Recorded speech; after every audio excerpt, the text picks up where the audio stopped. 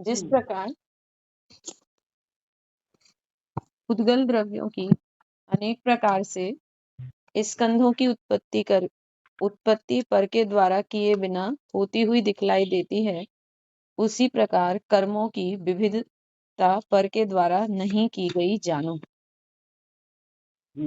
यहाँ पर प्रत्येक द्रव्य अपना कार्य अन्य के द्वारा नहीं किए जाने पर स्वयं प्रति समय अपने कार्यों का कर्ता कैसे है, यह पुद्गल स्कंधों का उदाहरण देकर स्पष्ट किया गया है। पुद्गल स्कंधों के द्विअणुक से लेकर महास्कंध तक नाना भेद हैं। उनमें से शून्य वर्गणाओं को छोड़कर वे सब सत्स्वरूप हैं। उनमें ऐसी आहार वर्गणाएं भी हैं जिनसे 3 शरीर और 6 पर्याप्तियों की संरचना होती है। मनोवर्गणाएं भी हैं जिनसे विविध प्रकार के मनों की संरचना होती है। भाषा वर्गणाएं भी हैं जिनसे तत्वितत आदि ध्वनियों की संरचना होती है। तेजस वर्गणाएं भी हैं जिनसे निसरण और अनिसरण स्वभाव तथा प्रशस्त और अप्रशस्त तेजस शरीरों की संरचना होती है। कर्माण वर्गणाएं भी हैं जिनसे ज्ञानावरण आदि विविध प्रकार के 8 कर्मों की संरचना होती है। ये पांचों संसारी जीवों से संबद्ध होने योग्य वर्गणाएं हैं। प्रश्न है कि इन्हें ऐसी कौन बनाता है और इनमें से आहार आदि 5 वर्गणाओं में संसारी जीवों के साथ संबद्ध होने की पात्रता कौन पैदा करता है? क्या वे स्वभाव से संसारी जीवों से संबद्ध होने की पात्रता युक्त बनती हैं या संसारी जीव उन्हें अपने मोह राग द्वेष आदि से वैसा बना लेता है? साथ ही यह विभाग कौन करता है कि इतने परमाणुओं से लेकर इतने परमाणुओं तक के स्कंध आहार वर्गणा योग्य होंगे आदि, तथा एक प्रकार की वर्गणाओं से दूसरे प्रकार की वर्गणाओं के मध्य इतना अंतर रहेगा। यदि कहो कि ये वर्गणाएं स्वयं ही बनती और बिछुड़ती रहती हैं, तो संसार के सब कार्य स्वयंकृत मान लेने में आपत्ति ही क्या है? आगम का भी यही आशय है। आचार्य हाँ विश्व व्यवस्था स्वयंभू है, ये यहाँ से उदाहरण से समझ। हाँ, माने सारी की सारी व्यवस्थाएं सब स्वयंकृत हो रही है। हाँ, स्वयंभू अगर किसी ने बनाया होता तो फिर ये सारे विषय बनते बाकी के। लेकिन यहाँ इसलिए तो निमित्त कर्तृत्व में ईश्वर कर्तृत्व का मुख्यता से खंडन किया है। कर्तापन जो है वह ईश्वर कर्तृत्व जैसा ही है, जो वैशिष्ट और नैयायिकों ने माना है। हमने कहा था व्याप्त परीक्षा उस ईश्वर कर्तृत्व का विस्तार से खंडन भी किया है। ईश्वर कर्ता जो मानने वाले हैं वो निमित्त जैसे कर्ता मानते हैं वैसे ही ईश्वर कर्ता मानने वाले हैं। और संसार में भी वही वैसी गाथा आई है 321, 22, 23 लोय शकुन दिव्य लोग को है ऐसे यह कोई साधु ऐसा माने कि मैं छक्का जीवों की रक्षा करता हूँ वगैरह, तो ये सारे एक जैसे ही है। हाँ, उनमें और इनमें कोई अंतर नहीं है। आचार्य कुंद देव ने इसी स्वयंकृत नियम को ध्यान में रखकर यह निर्देश किया है कि जिस प्रकार सब स्कंधों की उत्पत्ति पर से ना होकर स्वयं होती है, उसी प्रकार ज्ञानावरणादि कर्मों की उत्पत्ति भी स्वयंकृत जाननी चाहिए। इतने कथन से यह भी फलित होता है कि संसारी जीव अपने रागादि परिणामों को स्वयं करते हैं और एक क्षेत्र अवगाह रूप से वहां स्थित पुद्गल कार्मण वर्गणाएं स्वयं कर्म रूप परिणमती रहती हैं। इससे आगम में व्यवहार और निश्चय नय की अपेक्षा जो षटकारक व्यवस्था बतलाई गई है उसका आशय भी भले प्रकार समझ में आ जाता है। चलो हमने क्या चर्चा की थी यहाँ पर? हमने यहाँ पे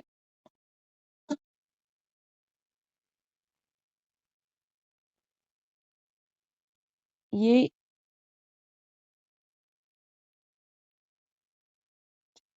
यही पर आप रुका था ना अपना तक? हाँ, बस यहीं तक पढ़ा था। तो फिर यहाँ तक, यहाँ आने से, यहाँ से आगे क्यों नहीं पढ़ा? यानी यहाँ क्या चर्चा हुई थी, ये मुझे हम्म, श्रृंखला हुई थी हमारे को। यहाँ से चला इधर चला। ये यहाँ तक पढ़ा था, उपचरित बतलाया है। जो आज इसके आगे जो एक और लाइन है ना, साथ ही यह भी समझ में आ जाता है कि आचार्यों ने व्यवहार कथनी को क्यों तो उपचरित बतलाया और निश्चय कथनी को क्यों परमार्थ स्वरूप बतलाया। तो उपचरित के ऊपर की माने हमें जो व्यवहार से जो कहा जा रहा है वो उपचरित कथन है, और जो निश्चय से कहा जा रहा है वो परमार्थ कथन है। ये चला था, और हमें कथनों को समझना होगा।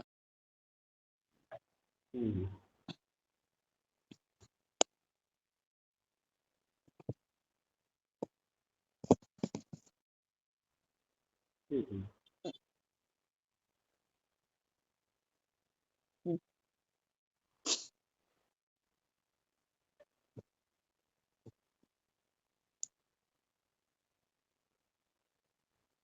हाँ, प्रकृति में जो जिसका ना हो उसको व्यवहार प्रयोजनवश या व्यवहार हेतुवश उसका कहना व्यवहार है, तथा जो जिसका हो उसको निश्चय प्रयोजन या निश्चय हेतुवश उसी का कहना निश्चय है। संसारी जीवों के रागादि की उत्पत्ति के मोहिनी आदि कर्म व्यवहार हेतु हैं, अतः इन रागादि को नैमित्तिक कहना व्यवहार है, तथा इन राग आदि को स्वकाल के प्राप्त होने पर संसारी जीव स्वयं उत्पन्न करते हैं, और उदय आदि रूप उद्गल कर्म उसके होने में स्वयं व्यवहार हेतु होते हैं। इतना विशेष है कि निश्चय का कथन पर निरपेक्ष होता है क्योंकि वह वस्तु का स्वरूप है, किंतु व्यवहार नय का कथन पर सापेक्ष होता है क्योंकि वह वस्तु का स्वरूप नहीं है। अतः रागादि को संसारी जीवों का स्वयं कृत कार्य कहना निश्चय है, और परनिमित्तिक कहना व्यवहार है। आगमज्ञ उसी का नाम है जो व्यवहार को व्यवहार नय से ही स्वीकारता है और निश्चय को निश्चय नय से ही स्वीकारता है, किंतु जो उक्त कथन को विपरीत रूप से जानते या कहते हैं वे आगमज्ञ कहलाने के अधिकारी नहीं हैं। ये यहाँ पे निश्चय और व्यवहार के बारे में बताया कि व्यवहार के प्रयोजनवश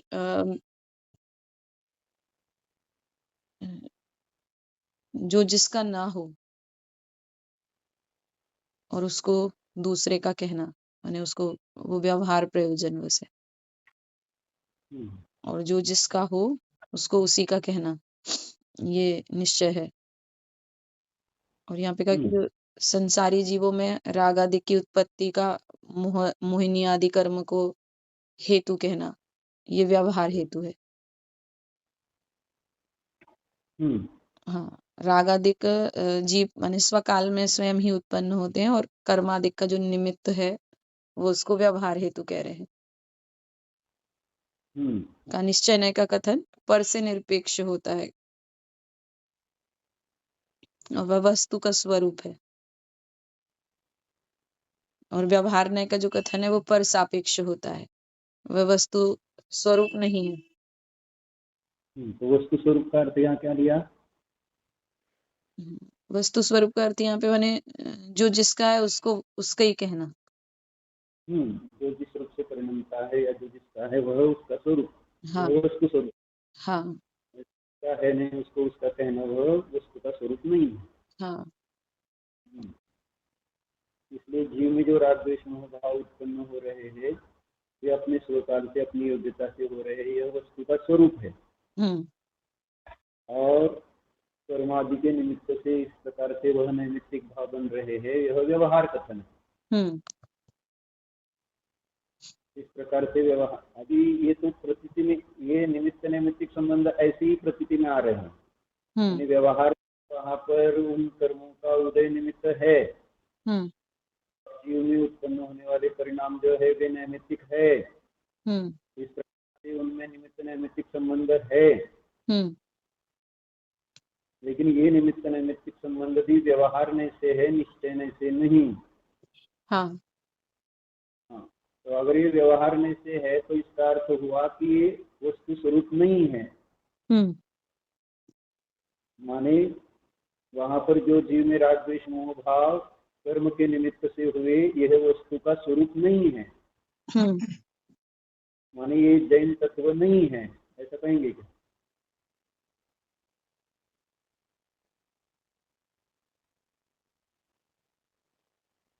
मनी, हाँ, यही जैन तत्व है ना। अभी तत्व, जैन तत्व तो वस्तु के स्वभाव को जैन तत्व कह रहे हैं, वस्तु स्वभाव को धर्म कह रहे हैं। अगर इतने ही अब ऐसा एकदम लग रहा है कि मैं कुछ गलत प्रश्न पूछ बैठा। नहीं, वो आया प्रश्न समझ में। व्यवहार तो व्यवहार, अब व्यवहार से जितना जो कथन है वह तत्व है क्या, ये पहला प्रश्न है। हाँ, नहीं है, नहीं है। हाँ, माने उसको वैसा अगर मान, वो तत्व नहीं है ना, क्योंकि वस्तु स्वरूप नहीं। लक्षण ही क्या आया है? तस्य भाव तत्व। हाँ, जो वस्तु जैसी है उसका जो भाव वही तत्व है।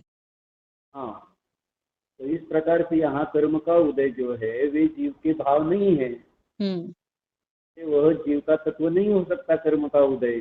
हाँ, और इस कारण से यहाँ कर्म के उदय के कारण जीव में राग द्वेष मोह परिणाम बने, ऐसा जो निमित्त नैमित्तिक संबंध कहा गया है वह वस्तु स्वभाव नहीं है। अब कार्य होते हुए वहां पर दोनों अवश्य है, निमित्त और नैमित्तिक। इसी कारण से तो भूल हो जाती है कि निमित्त को ही कार्य का कर्ता मानने लगते हैं, निमित्त रूप से उसको कर्ता रूप पना भाषित होता है। यानी बिना उसके उदय के जीव में राग द्वेष मोह होते ही नहीं है, ऐसा अन्यथा अनुपत्ति बताते हैं। अगर जीव राग रूप परिणाम बन रहे हैं तो वहां नियम से कर्म का वैसा उदय है, अन्यथा वैसे भाव नहीं होंगे। यह अन्यथा अनुपत्ति है, क्योंकि निमित्त नैमित्तिक संबंध में भी अविनाव भाव है, पीछे बताया। हाँ, उपादान उपादेय में कारण कार्य भाव है, और निमित्त नैमित्तिक जो है क्या कहा था? अविनाव भाव। अविनाव, निमित्त नैमित्तिक संबंध में अविनाव भाव, निमित्त नैमित्तिक संबंध में अविनाव भाव संबंध होता है।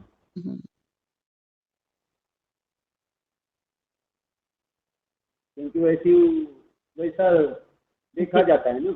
देखा वैसे ही जाता है कि जब जब जीव रागादिक रूप परिणमित होता है तब तब कर्म का उदय होता है, और वैसा है भी।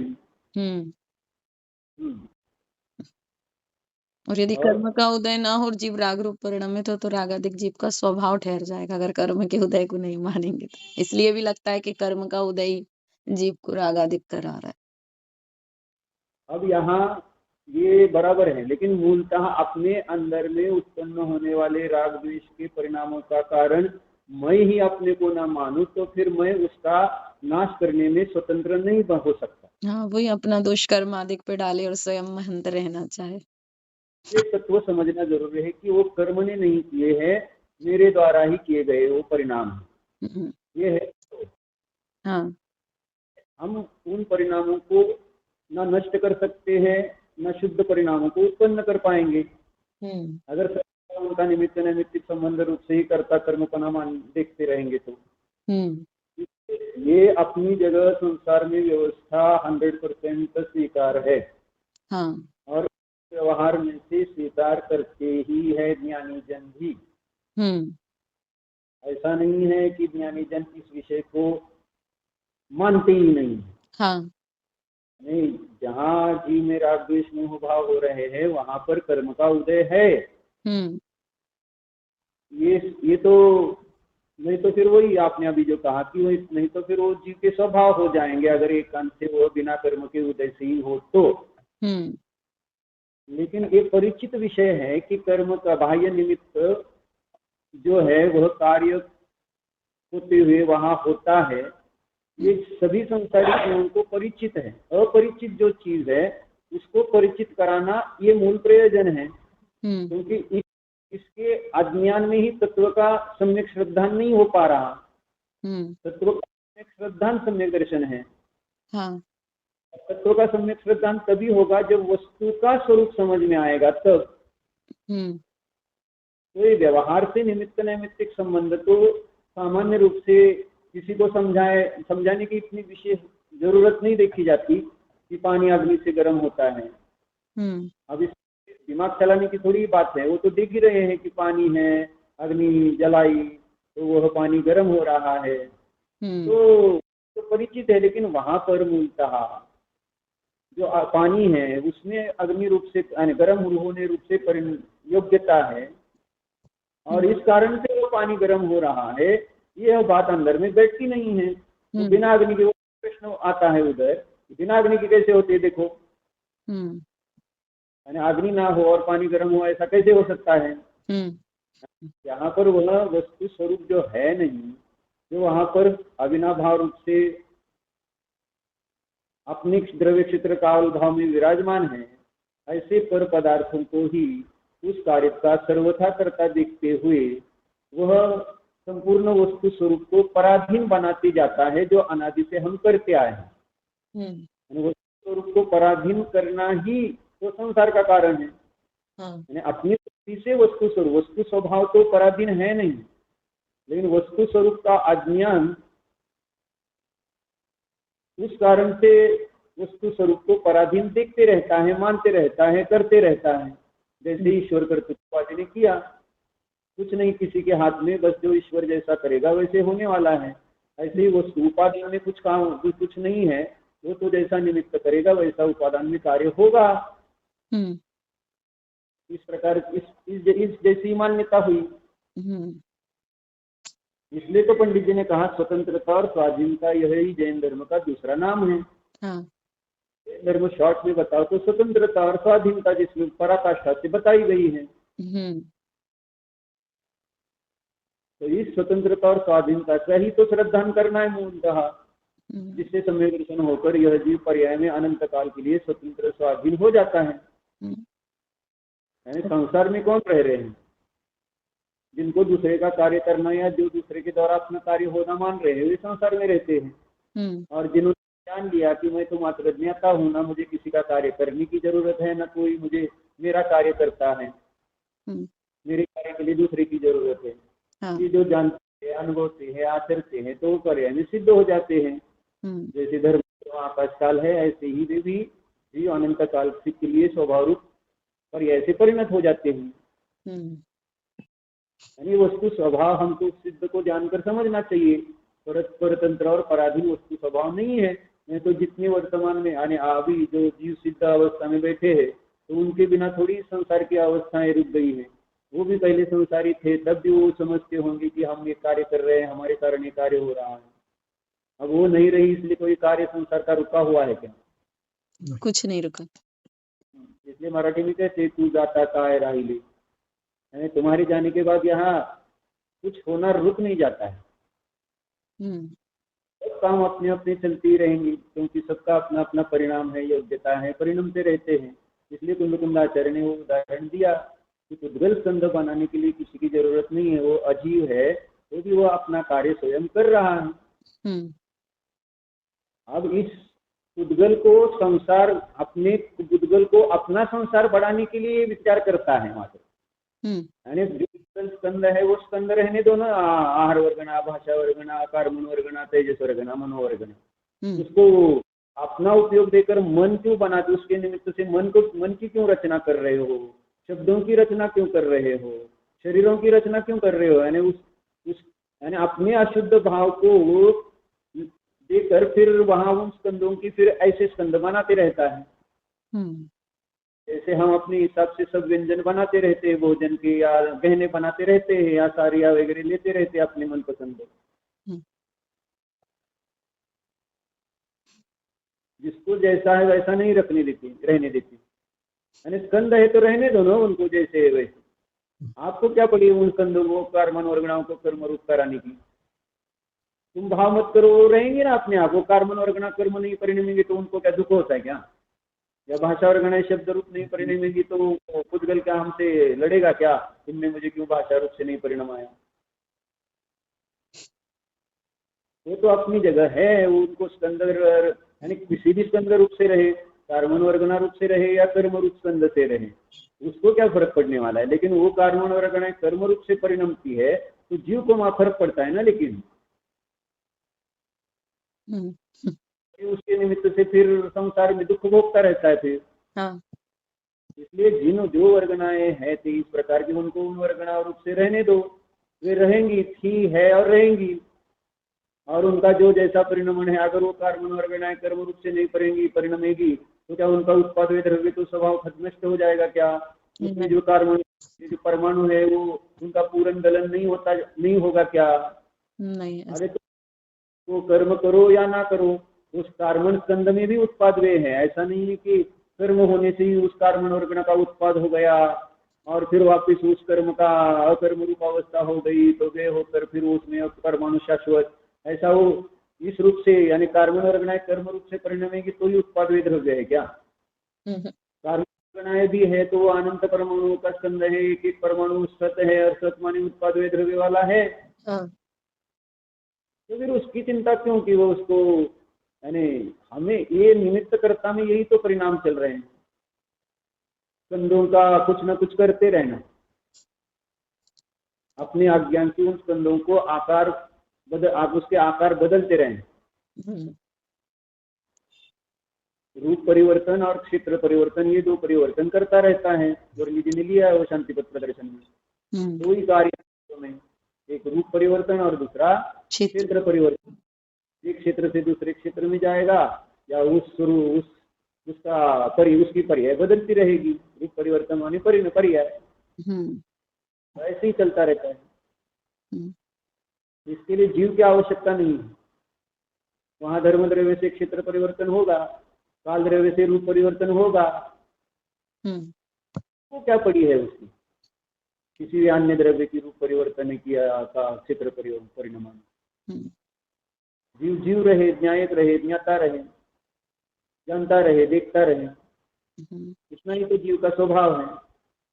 वैसे जीव स्वभाव का श्रद्धान अच्छी तरह से करना है। इसलिए तत्व का निरूपण चल रहा है कि वस्तु स्वरूप ये है कि राग द्वेष मोह भाव भी कर्म के कारण नहीं हो रहे। इसलिए कुंदाचार्य अमृतचंद्राचार्य ने ठोकर लिखा कि ये सारे पुद्गल के परिणाम है, वर्ण से लेकर गुणस्थान तक की, यानी इसका जीव से कुछ संबंध नहीं है, शुद्धात्मा से सारे भिन्न नहीं है। इसलिए समय सार की महिमा है कि और तत्व दिया सामने का अपने, ये ऐसा शुद्ध तत्व, ऐसा शुद्ध जीव तत्व है,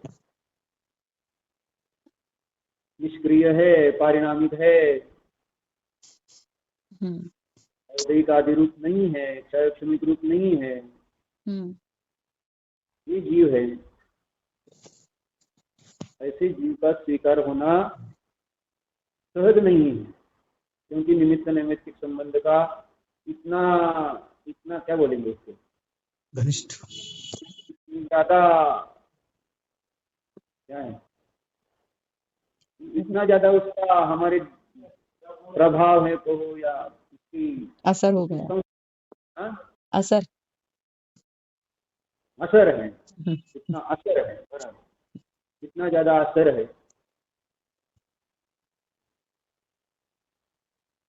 इसलिए तत्व का श्रद्धान सहज नहीं है एक अपेक्षा, क्योंकि अज्ञान के कारण हमने कितने सारे विकल्प और कितने सारे संस्कार कर डाले हैं अपने में, कि तत्व को भी ऐसे ही स्वीकार करना मुश्किल लग रहा है।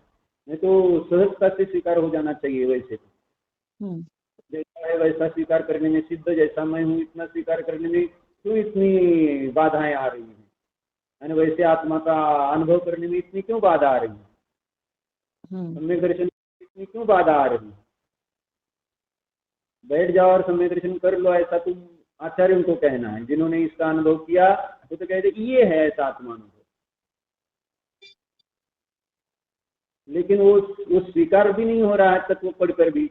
ऐसा कैसे मैं स्वीकार करूं अपने को कि मैं शुद्ध चैतन्य तत्व मात्र हूँ, ज्ञाता दृष्टा हूँ, न्यायक हूँ? इतना स्वीकार करने में इतना क्या, इतनी इतनी क्यों मुश्किल आ रही? यानी मिथ्यात्व के संस्कार कितने गाढ़े होते हैं कि अपना स्वरूप भी अपने को स्वीकार करने नहीं दे रहा। जैसा मैं हूँ ऐसा पढ़कर सुनकर भी वो अपने को वैसा स्वीकार करने नहीं दे रहा। इसको क्या कहेंगे? यानी ये यहाँ पर मिथ्यात्व की ताकत समझ में आ रही है। ये अपनी ताकत समझ नहीं आ रही। हाँ, अपनी ताकत समझ नहीं आ रही। नहीं आ रही।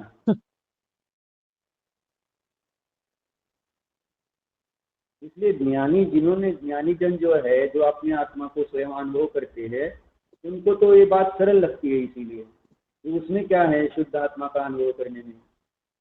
वो तो है ही शुद्ध, और उसको स्वीकार करो तो हो गया सम्यक दर्शन।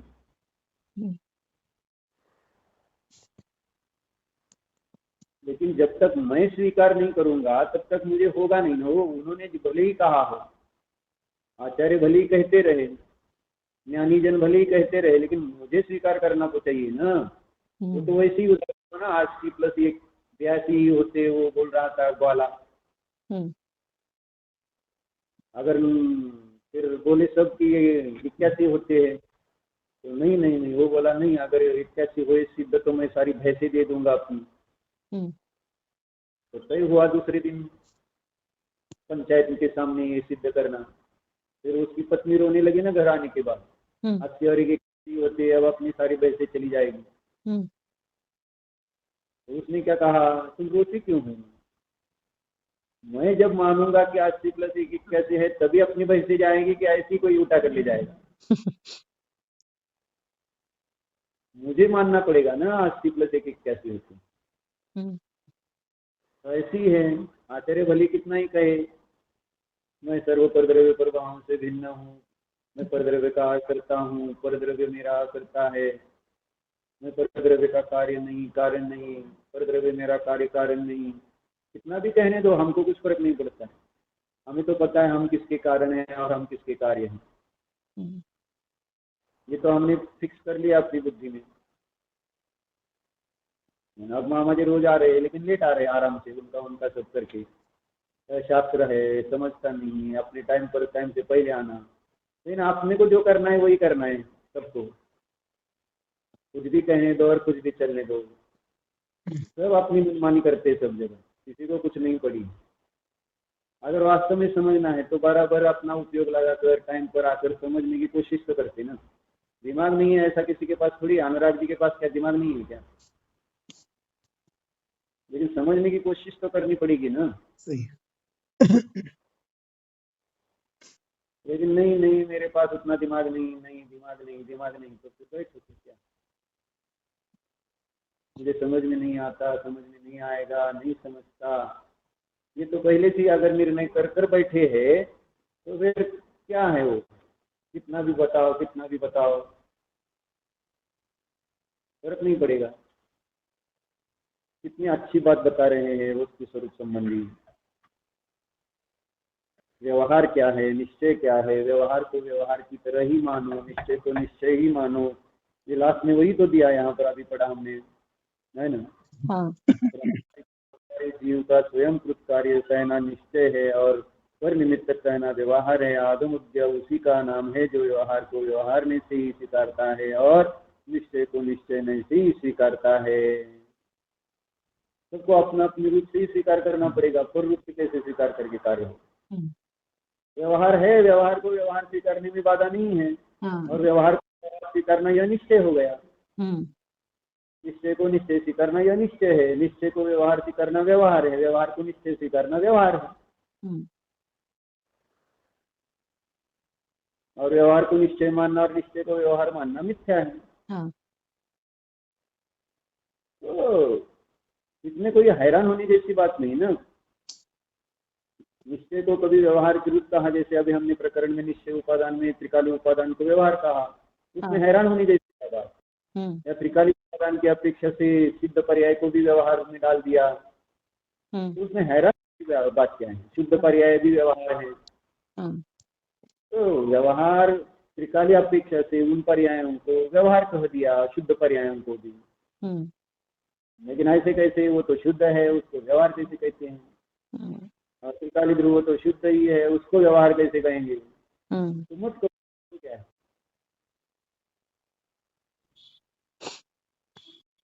तो निश्चय और व्यवहार का स्वरूप समिति जानकर, इसीलिए तो आचार्य ने ये भी गाथाएं लिखी कर्ता कर्माधिकार में।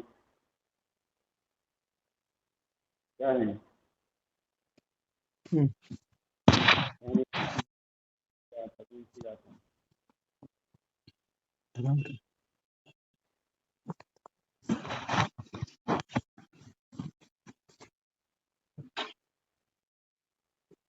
जो शुद्धो निरंजनो भाव गाथा थी।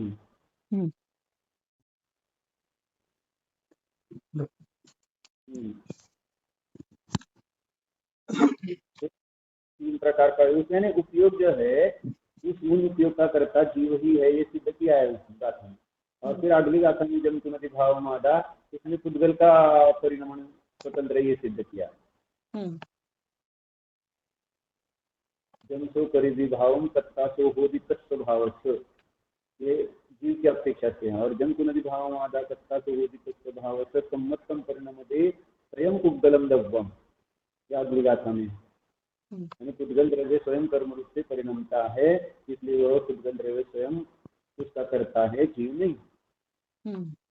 और जीव में होने वाले मिथ्यात्व अज्ञान और असंयम रूप परिणाम भी जीव ही अपने कारण से करता है, पुद्गल के कारण नहीं। निश्चय कथन है। लेकिन वो निमित्त नैमित्तिक संबंध को सामने रखकर ऐसे कैसे बोलेंगे? तो अरे निमित्त नैमित्तिक संबंध ये वस्तु स्वरूप निश्चय से बता रहे हैं, वहाँ व्यवहार से बताया जा रहा है। नए आचार्य ने दिए है, तो नयों को लगाकर फिर अपनी बुद्धि शुद्ध कर लो ना। नए से मना कर रहे हैं। लेकिन आप अगर कहेंगे निमित्त नैमित्तिक संबंध निश्चय से, और जो ये संबंध है यहाँ पर जो अपने अपने कार्य स्वतंत्र हो रहे वो व्यवहार से है, तो फिर ये सारा उल्टा ऐसा चलेगा तो कैसे हो? इसलिए कह रहे कि जो आगमज्ञ है, तो उनको कौन आगमज्ञ है? तो व्यवहार को व्यवहार और निश्चय को निश्चय रूप से स्वीकारते वे ही आगमज्ञ है। किंतु जो उक्त कथन को विपरीत रूप से जानते हैं वे आगमज्ञ कहलाने के अधिकारी नहीं है। समर्थन समय सर गाथा 414 की आपने कहते टीका के इस वचन से भले प्रकार होता है। ततः परमार्थ बुद्ध्या चेतयन्ते ते समयसारमेव न संचेतयन्ते। यह एव परमार्थ बुद्ध्या चेतयन्ते एव समयसारं चेतयन्ते समयसार चेतयन्ते। इसलिए जो व्यवहार को ही परमार्थ बुद्धि से अनुभवते हैं वे अकेले समयसार को नहीं अनुभवते, तथा जो परमार्थ को परमार्थ बुद्धि से अनुभवते वे ही समयसार को अनुभवते हैं। कितना स्पष्ट लिखा है। सरल सरल व्यवहार को परमार्थ रूप मानोगे तो समयसार यानी शुद्धात्मा की अनुभूति नहीं होगी, क्योंकि व्यवहार आपने परमार्थ देख लिया है, मान लिया है, तो उसी का आप ध्यान करेंगे तो अशुद्धता ही प्राप्त होगी, क्योंकि व्यवहार है अशुद्ध। तो अशुद्धता का ध्यान करने से अशुद्धता प्राप्त होती है। व्यवहार पराश्रित है, यही लक्षण कर रहे हैं। वस्तु स्वरूप नहीं है, वस्तु स्वरूप का श्रद्धान करना है। वस्तु स्वरूप से ही जानना मानना है, आचरण है। जब अपने अपने परिणमन कर रहे हैं यही तो स्वीकार करना है। लेकिन जब हम व्यवहार में प्रवृत्ति कर रहे हैं तो प्रवृत्ति मात्र नहीं कर रहे हैं, वैसे मानकर कार्य करते रहते हैं। और इस कारण से वो संस्कार और दूर होते जाते हैं, निमित्त के कारण ही कार्य होते रहते हैं। सब अपने अपने में परिणमन कर रहे हैं ऐसा जानकर जो भी क्रियाएं हो रही है तो उसमें कोई प्रॉब्लम नहीं है। पुण्य फला अर्हंता, फिर अवधि की क्रिया नहीं रहेगी, क्षय की हो जाएगी। फिर लेकिन हम अवधि की क्रिया करते रहते हैं, यही तो प्रॉब्लम है हमारा। समय दर्शन होता है तो उसकी क्रियाएं अवधि की नहीं रहती है, इसलिए सम्यक दृष्टि बंध को प्राप्त नहीं होता। उसके प्रति समय का क्षय होता जाता है, संस्कार कर्म के टूटते ही जाते हैं सम्यक दर्शन के सद्भाव से। सम्यक दर्शन के अभाव में वो पुनः पुनः अवधि की संभाव करता रहता है, और अवधि की भावमानी मैं कर्ता कर रहा हूँ, पर कर्ता के बिना नहीं होगा, मेरा कार्य पर के बिना नहीं होगा। और ये शरीर के संबंध से हम अच्छी तरह से अनुभव करते हैं। शरीर में कुछ वेदना हो रही है तो हम ऐसा ही अनुभव करें, मुझे वेदना, मैं वेदना, मुझे दुख, मैं दुख। तो निमित्त नैमित्तिक संबंध ही तो है सब। इसमें ऐसा है ना, इतना इतना एकत्व हो जाता है कि मानो मेरा अस्तित्व ही उसमें है और उसका अस्तित्व मुझ में है। और ये कारण, इसका कारण है अनादि के संस्कार, अभ्यास, यही तो करते आए हैं। इसलिए अपने को यहाँ अभ्यास उल्टा उतना ही ज्यादा करना पड़ेगा, जितना उल्टा काम किया है उससे उल्टा उतना ही ज्यादा काम करना पड़ेगा, तभी जाकर फिर ये संस्कार टूटने वाले हैं। यानी अभी बाहर में कुछ हुआ तो उसमें अपने परिणाम नहीं बदल रहे, तो अंदर में यहाँ शरीर का एक छितरावगा है तो उसमें कब टूटेंगे, और फिर उसके बाद कर्म, और उसके बाद राग द्वेष, बहुत लंबी बात है। फिर संयोग के निमित्त से होने वाले परिणाम जो है वो संयोगों में भी अपनी अपनी कर्तृत्व बुद्धि आदि देखी जा रही है। तो फिर शरीर में से कर्तृत्व बुद्धि कब निकलेगी, कर्मों में से कभी निकलेगी, और राग द्वेष भावों में से कब निकलेगी, इतना सूक्ष्म अंतर कब जानेगा। और आचार्य तो उस सूक्ष्म अंतर को बता रहे हैं समाचार में, बंध और आत्मा में प्रज्ञा छन्य से तो अंतर कर, सक्षम जानकर। क्योंकि दो चीजें नहीं है। अभी यहाँ अगर विचार करो तो राग द्वेष जीव के ही परिणाम है, तो जीव के ही असंख्यात प्रदेशों में वह अशुद्ध पर्याय पर प्रकट है, और ऐसे अशुद्ध पर्याय जो वहां पर ही एक क्षेत्रावगाह में है, तो एक क्षेत्रावगाह क्या जीव का ही परिणाम है, तो उस जीव के परिणाम से ही अपने को शुद्ध जानना है, भिन्न। अपने में ही वो पर्याय है अशुद्ध। अब अशुद्ध पर्याय से अपने को कैसे भिन्न जानेंगे फिर हम, क्योंकि मैं ही उस अशुद्ध पर्याय रूप से परिणमा हूं। तो ऐसे अशुद्ध पर्यायों से अपनी आत्मा को भिन्न कैसे, इसलिए तो अमृतचंद्राचार्य ने कहा प्रदेश भिन्नता जैसा देखो, वो उपयोग में क्रोध नहीं, क्रोध में है, क्रोध में उपयोग नहीं। दयो हो भिन्न प्रदेशत्वात्, एक दूसरे का नहीं है, क्योंकि दोनों के भेद है। अब यहाँ प्रदेश भेद नहीं होते हुए अमृतचंद्राचार्य ने करुणा करके कहा कि प्रदेश भेद है। यहाँ अगर प्रदेश भेद की अपेक्षा बात करो तो फिर शब्दार्थ में से तो फिर वो उल्टा ही होगा। शब्दार्थ कैसा निकलेगा वहां से, वैसे शब्दार्थ निकलता है कि प्रदेश भेद रूप प्रदेश से भिन्न होते कि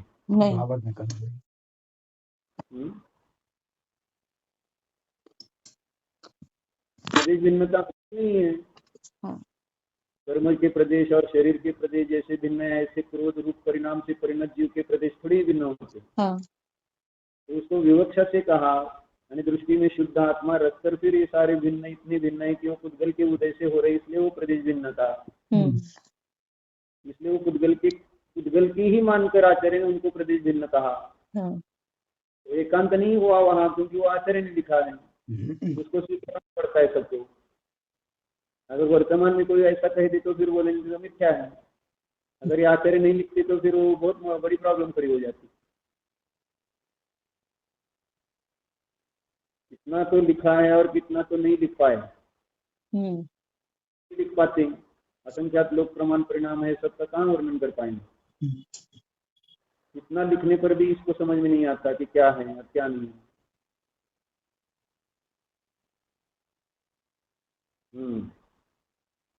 इसलिए ये तो स्पष्ट बात कही 414 गाथा की टीका में कि ततः ही व्यवहारमेव परमार्थ बुद्ध्या चेतयन्ते ते समय सारमेव न च संचेतयन्ते।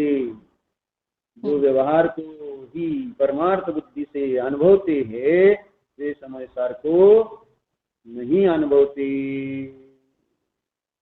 और जो ही परमार्थ बुद्धि के द्वारा, परमार्थ बुद्धिया बुद्धया चेतयन्ते, है ना, परमार्थ जो अनुभवते हैं, परमार्थ को परमार्थ बुद्धि से अनुभवते हैं, देव परमा समय सारम चेतयन्ते, यही समय करते हैं।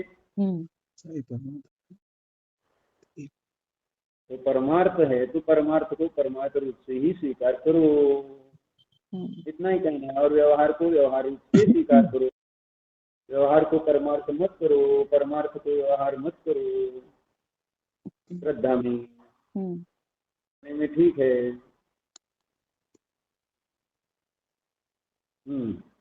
इससे यह स्पष्ट हो जाता है कि व्यवहार कथन व्यवहार स्वरूप ही है, उसे वस्तु स्वरूप का, वस्तु के कार्य का निश्चय कारण मानना आगम विरुद्ध है। इसलिए बाह्य कारण सहायक है यह कहना भी व्यवहार अर्थात उच्चरित यानी कल्पना मात्र हो जाता है। यानी बाह्य कारण कार्य में सहायक होता है, व्यवहार है, ये भी व्यवहार कल्पना, हाँ उच्चरित है, कल्पना मात्र। उस कारण में कार्य में कुछ कार्य और रूप होकर कुछ नहीं किया है, वो तो सब अपने अपने में ही रहकर अपना अपना परिणमन कर रहे हैं। यानी मूल सिद्धांत वस्तु व्यवस्था का अनेकांत रूप भाव अभाव अगर जानेंगे तो इतनी समस्याएं क्यों। यानी सब अपनी अपनी मर्यादा स्वतंत्र की मर्यादा को बिना छोड़ी कार्य कर रहे हैं। अभी तो फिर इतना टेंशन क्यों। अपने को कार्य करना है तो ऐसे वस्तु स्वभाव को समझकर श्रद्धा करके, इसलिए कहा ना कि श्रद्धा रखते हुए फिर सब कार्य होंगे तो उसमें कुछ वो अवदैहिक नहीं होंगे ना, तब ये कार्य क्रियाएं। जब मोह नष्ट हो गया तो अवदैहिकता नष्ट हो जाती है। अवदैहिकता के कारण है, और मूल मोह माने मिथ्यात्व दर्शन मोह, वो निकल जाने के बाद फिर वो चारित्र मोह की अवदैहिकता ठीक है, वो तो क्रम से निकल ही जाएगी। और वो अभ्यास तो क्योंकि अंतरंग में श्रद्धा तो न्यायता की पड़ी ही है, तो न्यायता की श्रद्धा के निमित्त से तो चारित्र मोह के संस्कार भी टूटते जाते ही है, अन्यथा सम्यक दृष्टि मोक्ष नहीं जा पाता। सम्यक दृष्टि हो गया तो नियम से मोक्ष जाता ही है, मतलब चारित्र मोह के संस्कार उसको टूटना ही पड़ता है। अब व्यवहार में उसको पुरुषार्थ कहते हैं संयम आदि धारण करने को चरणानियोग से, लेकिन उनको टूटना ही है, तुम करो कुछ या मत करो। वो तो नियम है कि संस्कार टूट नहीं है अगर अंदर में श्रद्धा पक्की हो गई है। मैं न्याता मात्र इस प्रकार का जो क्षय की परिणाम है वो ऐसे राग द्वेष रूप अवदैहिक को नष्ट करता है, जैसे आर्यहंत की अवस्था में भले वो था बैठना उठना दिव्य ध्वनि आदि चल रहा है, नो प्रॉब्लम। इसलिए आचार्य ने लिखा ब्रुवन अपि न ब्रुते गच्छन अपि न गच्छति स्त्रीकृतात्म तत्वस्य पश्यन अपि न पश्यति। बोलते हुए नहीं बोलते, गमन करते हुए गमन नहीं करते, देखते हुए नहीं देखते, जो अपने स्वभाव में स्थिर हुए हैं। तो ये स्वभाव की महिमा है। तो स्वभाव में स्थिर होने के बाद फिर वो चलेगा नहीं, बोलेगा नहीं, देखेगा नहीं, खाएगा नहीं, पिएगा नहीं, ऐसा थोड़ी है। स्वभाव स्थिरता का मतलब क्या है, यानी जैसा जो उदय चल रहा है उस अनुसार तो वो कार्य होगा, लेकिन उसमें उसका मोह नहीं है।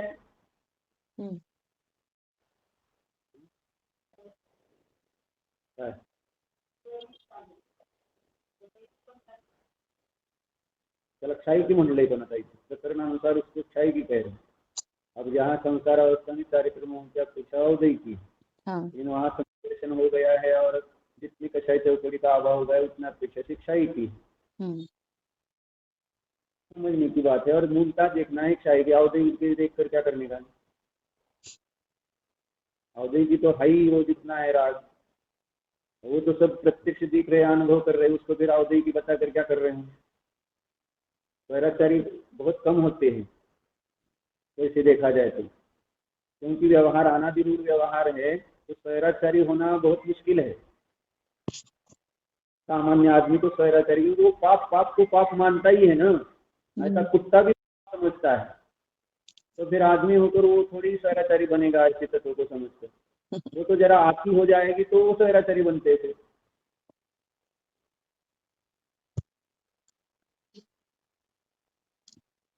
अरे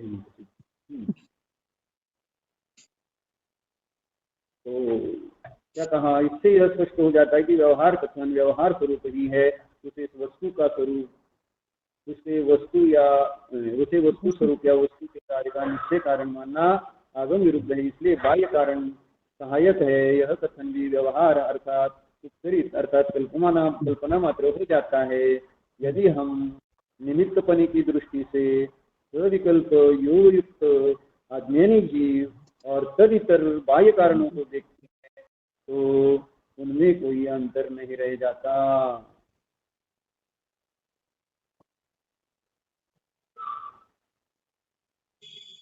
केवल बाह्य व्याप्ति के आधार पर काल प्रत्याशक्ति वश उक्त जीवों में कर्तापने का तथा अन्य में कारण का आदि का व्यवहार किया जाता है।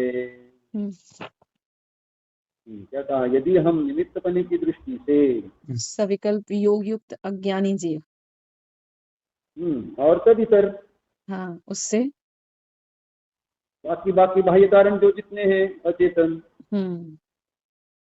कार्य होने में सहकारी, कोई अंतर नहीं, वही कह रहे तो उनमें कोई अंतर नहीं रह जाता है। हाँ, माने जीव होके क्या कर रहे हैं, हम भी वही।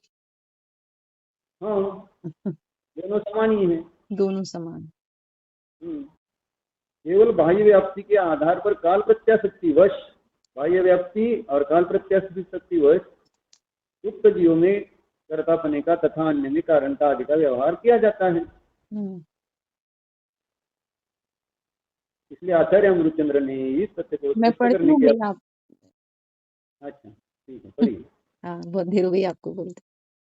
नहीं, आचार्य अमृतचंद्र ने इस तथ्य को स्पष्ट करने के अभिप्राय से समयसार गाथा 84 की आत्मख्याति टीका में घटोत्पत्ति के प्रति कुंभकार के योग और विकल्प को घट निर्माण की क्रिया न कहकर उसे मिट्टी की उस क्रिया के प्रति अनुकूल कहा है, जबकि प्रत्येक वस्तु स्वभाव से किसी के अनुकूल और प्रतिकूल होती नहीं।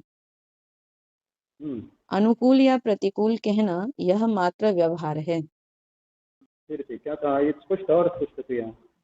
हाँ, यहाँ पे कह रहे हैं कि गाथा 84 की आत्मख्याति टीका में घटोत्पत्ति के प्रति कुंभकार के योग और विकल्प को घट निर्माण की क्रिया न कहकर उसे मिट्टी की उस क्रिया के प्रति अनुकूल कहा है। अनुकूल शब्द का प्रयोग किया है, क्योंकि निमित्त की परिभाषा में अनुकूल शब्द ही कहते हैं ना। तो यहाँ पे वही अनुकूल कहा है, जबकि प्रत्येक वस्तु स्वभाव से किसी के अनुकूल और प्रतिकूल होती नहीं। हाँ, अब ये वस्तु स्वभाव आ गया, अनुकूलता और प्रतिकूलता क्या चीज? हाँ, वही जैसे इष्ट अनिष्टता क्या चीज है, कोई चीज नहीं है। हाँ, यानी हम उसको कह रहे हैं कि कार्य, अभी देखो घट बनाने के जो योग और उपयोग है उसके निमित्त से वो घट बन गया, इसलिए कह रहे हो अनुकूल है, और नहीं बनता तो क्या बोलते, तो प्रतिकूल योग उपयोग हो गया। अरे उस वस्तु में जैसा परिणमन होना था वो तो उसकी योग्यता से हो गया, वो अपने को विकल्प था और वैसा हो गया है उसमें परिणमन, तो हमने उसको हमारे अनुकूल देखते हुए अनुकूल कहा उस योग, क्योंकि हमारे उपयोग में वैसा विकल्प चल रहा था, तो उस प्रकार से योग चलने से वहां बाह्य में उस वस्तु में भी वैसा ही उस काल में कार्य हुआ, तो हमने कह दिया अनुकूल कार्य हो गया, हमारे अनुकूल हो गया। हाँ, वही जो हम निमित्त की परिभाषा है ना, कि जो स्वयं कार्य रूप तो परिणमित ना हो, लेकिन कार्य होने पर जिसमें अनुकूलता का आरोप आए। कार्य होने पर नहीं, कार्य होते हुए। हाँ, कार्य होते हुए जिसपे अनुकूलता का आरोप है आता है। हाँ, तो वही आरोप माने वही व्यवहार हो गया, क्योंकि वो तो अनुकूल प्रतिकूल नहीं होता। हाँ, यानी ये विकल्प ही है ना, अनुकूल और प्रतिकूल, इसलिए वो आरोपित किया व्यवहार है। इतना यानी इतना स्पष्ट है, लेकिन ये बात हजम नहीं होती। मात्र अनुकूल कह रहे हैं, फिर उस अनुकूलता यानी पहले तो योग उपयोग को कहा, फिर उसको भी निकाल दिया, फिर अनुकूलता कहा, उसको भी निकाल दिया, यानी कहीं पर से भी उस बाह्य कारण को उस कार्य का कर्ता रूप से स्वीकार ही नहीं किया। हाँ, और फिर ये आदमी जीव को खटकता है। क्योंकि इसके निमित्त से जो अच्छे कार्य बनते हैं तो उसमें वो अपना कर्तापन देखना चाहता है, कहलवाना चाहता है, कहते हुए उसको आनंद आता है, मेरे कारण हुआ, मैं नहीं होता तो कैसे होता है काम।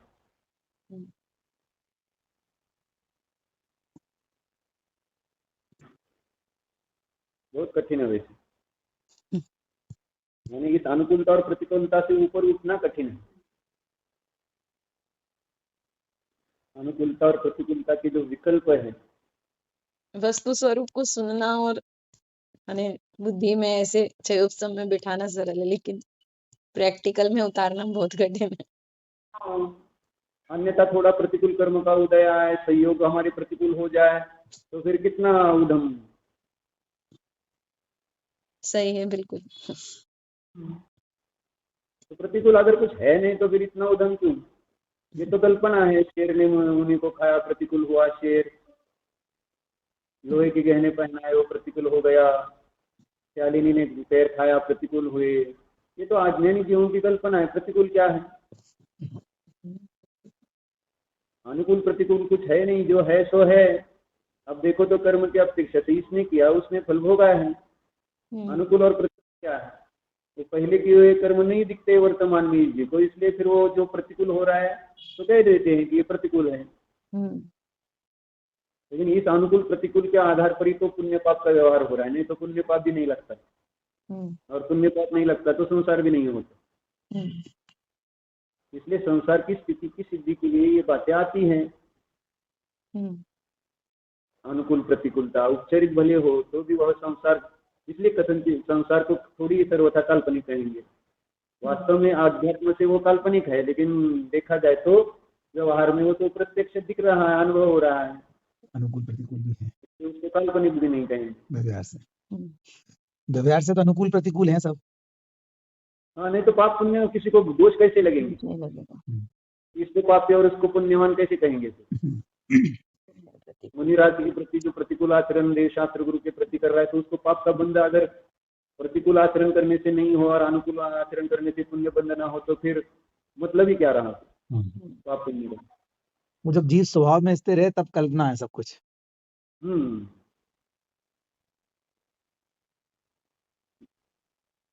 और स्वभाव से बाहर है तो सत्य है। स्वभाव से बाहर आने पर श्रद्धा स्वभाव से जुड़ी रहती है ज्ञानी की, इसलिए उसका अपेक्षा से भी असत्य, अपेक्षा से भी सत्य असत्य है।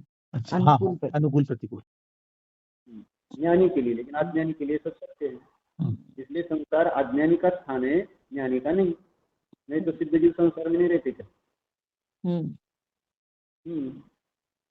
अज्ञानी जन जहाँ रहते उसका नाम संसार। अपने स्वभाव से जो दूर हुए वे संसारी पर समय है, मिथ्या दृष्टि कहलाते हैं। और उनका विशेष अनुग्रह यानी दर्शन मोह के निमित्त से अनुकूल प्रतिकूल और चारित्र मोह के निमित्त से अनुकूल प्रतिकूलता में बहुत बड़ा अंतर है। चारित्र मोह के निमित्त से भी अनुकूल प्रतिकूल देखा जा रहा है ज्ञानी के जीवन में, लेकिन श्रद्धान सही होने से फिर वो भी संस्कार नष्ट हो रहे हैं। ये श्रद्धान रखना पड़ेगा। इसलिए तो आचार्य कुंद लिख पाए कि ज्ञानी के सभी भोग निर्जरा के कारण है, अन्यथा वो लिख नहीं पाते। भोग भी निर्जरा के कारण है। वो भी अनुकूल हो गए निर्जरा में। हाँ, अनुकूल हो। और हमें बंध में प्रतिकूल अनुकूल हो रहा है।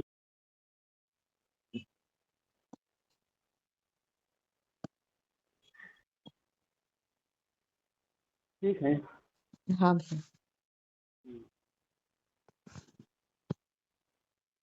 तो जानिए, शुद्ध तत्व को जानिए, शुद्ध ऐसे न्याय ज्ञाता स्वभाव का वेदन।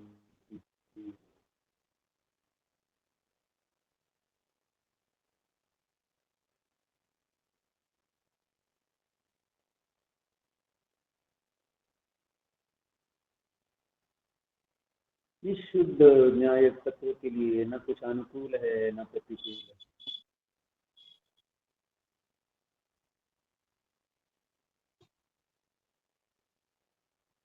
यह शुद्ध जानने में आ रहा न्याय तत्व किसी के लिए न अनुकूल है न प्रतिकूल है।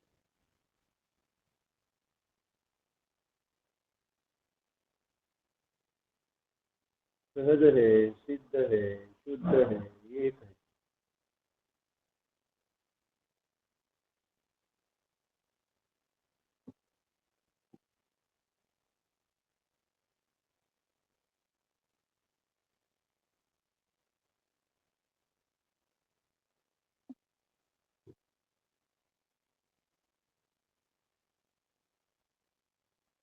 ओ